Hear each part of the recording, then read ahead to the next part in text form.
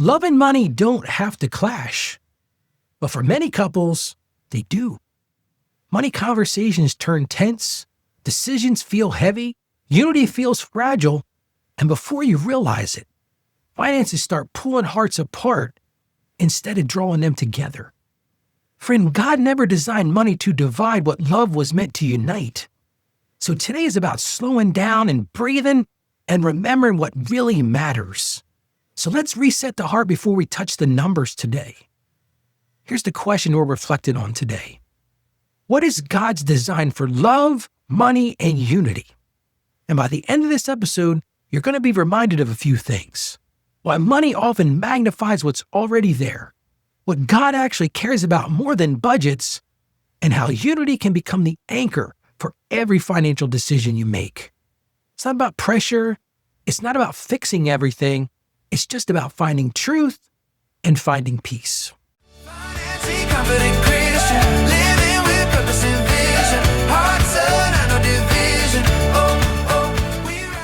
Here's a question that a lot of couples carry. Ralph, how do we stay united when money decisions feel so stressful? Or maybe even better, how do we keep love at the center when finances feel so overwhelming? And those right there, those are sacred, they are deep questions. And here's the thing I want you to hear. God cares deeply about unity in your relationship. And if money has exposed some tension, you're not doing marriage wrong. Let me tell you right now, this is the thing I hear all the time from married couples. Money issues cause tension. But you gotta have that core unity at the beginning. Most of the time, that financial stress reveals differences. Now, these differences could be priorities. Like what one person sees as important, the other person might not. What one person says needs for security and another person doesn't. And a lot of times, it's about past wounds. It was those things you don't want to talk about. It was those hurts even from when you were a child, or maybe your parents didn't do money well, or maybe you were in a relationship before and money became a huge problem. And the problem is, money doesn't create the problems. What it does is it magnifies them. It's like taking a magnifying glass and just focusing down on it. And when you start to feel that, you start to feel fear, and you have unspoken expectations and unspoken assumptions. And what you need to hear right now is it doesn't mean you're failing. It just means maybe this is the time where you got to invite God in a little deeper to find that alignment. Because here's an important truth. Money doesn't unite or divide on its own. It's just a tool. But here's the problem. What it does do, it amplifies what already exists. If you're living in fear, if you're living in pressure, if you're living in resentment, it just magnifies that. And when couples are aligned, and I've met couples that are aligned, money becomes a tool to get them where they're going. But when you're disconnected, money becomes a trigger. It becomes a trigger like, here's what we're going to fight about today. Because it triggers something deep inside you. And hear me on this. God's design isn't perfect finances. It's just having a shared direction. So let's talk about direction today. Let's talk about what unity really is. Because I've walked with many couples through every money season you can imagine. I've seen couples that lived in abundance. I mean, I'm talking they had it all figured out. They were in great shape. You think, oh, they got it all together. Not necessarily. I've seen couples in scarcity where things are really tight. And let me tell you right now, those were some of the strongest relationships I've ever seen because they had a shared direction. I've seen couples in recovery. I've seen couples in rebuilding. And a lot of times, a lot of people will say, well, if their income is good, they don't have to worry about that. But income isn't the biggest strength. Hear me on this. Strength shows up when unity is chosen on those hard days. See, unity when things are going great is not hard. Unity on those tough days when you're living in that scarcity, that's when, as they say, the rubber meets the road. But see, here's the thing you need to understand. Unity is a decision. It's not a feeling. I'm going to lay a little Ralphism on you here right now. People ask me, what's marriage all about? Marriage is about making a decision every day. Notice I said decision. To put someone above yourself. See, that's not a feeling. It's like, oh, I feel love today. See, the strongest couples weren't the ones with the biggest incomes. They were the ones who kept choosing, making that decision, unity over separation. Let me share a picture that stuck with me. I once worked with a couple. Their finances were not perfect. They struggled. They both had issues. One was a saver, one was a spender. They weren't perfect. But you know what they did first before they did anything else? Their first move was to pray together. Yeah, was there still stress? Of course there was still stress. They still had issues with bills and debt and all these kind of things they brought with them. They brought themselves from their childhood even. One had parents that were always having the electric turned off, and the other one came from a place of abundance.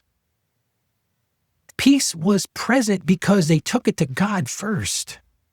See, their first response wasn't to control each other. It was to find that connection, to find that unity. And it was in that connection that they found peace. See, so here's today's central question.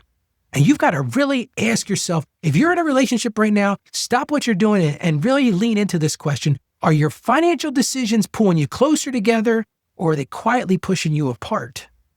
Now, I don't say that to you to put you in some sense of guilt. I just want you to have awareness about where you are. So let's walk through this. And like I said, this is less about strategy today, and it's more about alignment. I'm not going to give you a list of do this, this, and this. It's all about alignment today. God's design has always been unity. Now, I'm not talking about sameness. I'm not talking about controlling one another, but unity. And unity doesn't erase differences. It just guides them. See, unity means having a shared direction, a shared path, even when your perspectives differ. Unity isn't about identical opinions. You're not looking for somebody that's going to match exactly what they say. Most opposites attract, right? But unity is choosing us. And that's really the key today, choosing us before choosing me or before choosing control. And see, unity sounds like this. Help me understand this, Ralph. Or maybe to your spouse, hey, you know what? We're going to decide this together. You want to really make it strong? We're on the same side. See, unity means choosing us before choosing control. And money doesn't change people. It just reveals them in reality. And if trust is present, money can strengthen it. It really can. But if fear is present, money's just going to expose it. It's going to be like tearing off the Band-Aid and the wound's still there. And if you're feeling that tension, it's often a signal that we need to get back to unity. It's not a verdict because you can fix this. But you can use tension as a prompt to slow down and ask a better question. If you're living in financial tension, again, it's a signal. It doesn't mean you failed. And peace doesn't start with spreadsheets. I wish I could tell you, hey, here's what you could do. Go set up this perfect budget, this perfect spreadsheet, and you're going to have peace. That's a good place to start. But I've seen couples chasing peace through budgets alone, and it didn't work. Peace starts with alignment. Peace starts with listening to your partner, understanding their fears, the security concerns they have, understanding what's important to them. And then it's all about getting on your knees and praying to God for that unity. And once you have that unity, having a shared direction and asking a really tough question, are we still moving the same way? Because when you're working together, that unity, it leads to decisions feeling lighter. Now, I'm not saying it's easy, but just shared. And that unity leads decisions feel lighter because they are shared. And you don't need to agree on every dollar. Listen, you're going to have disagreements. But what you have to agree on is what matters most.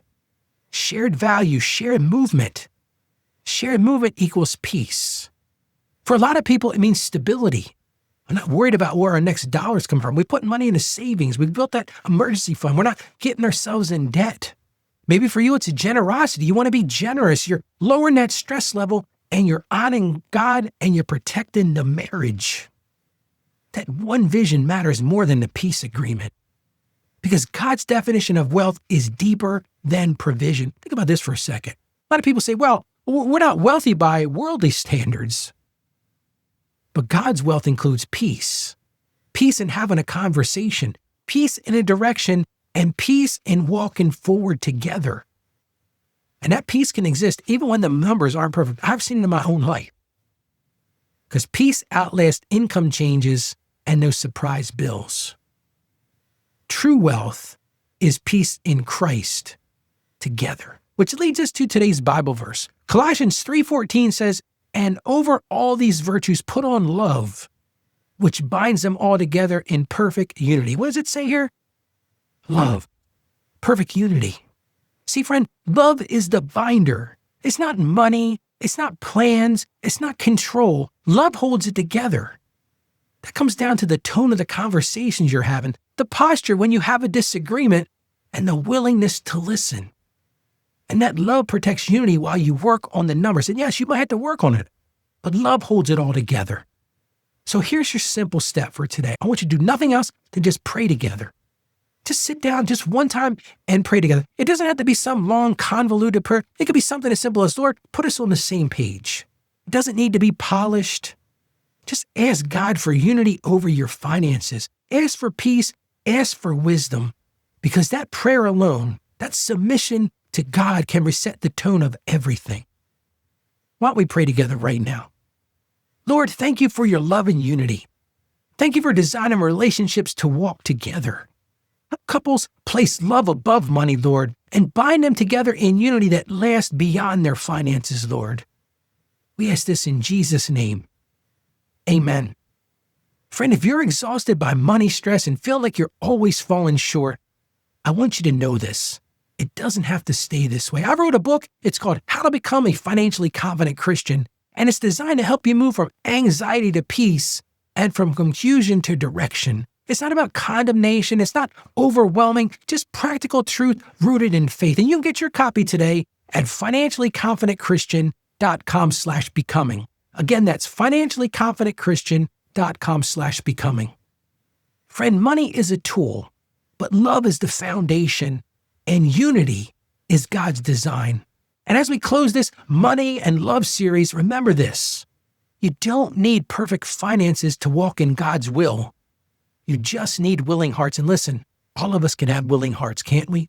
Well, tomorrow we're going to shift gears completely and we're going to start talking about taxes. It's tax time. And tomorrow we're going to start talking about tax season survival guides, stress-free filing for 2026. Make sure you join me tomorrow. And if today's episode helped you, or if the last few episodes have helped you, share it with a couple who needs some financial news. Just point them right to our show at financiallyconfidentchristian.com, because this show is not about shame. It's about learning to walk in wisdom, staying steady, picking one thing a time, one thing a day, and truly becoming a financially confident Christian. So God bless you, friend, and I hope you join us tomorrow as we start talking taxes. Have a great day. Financially confident Christian, living with purpose.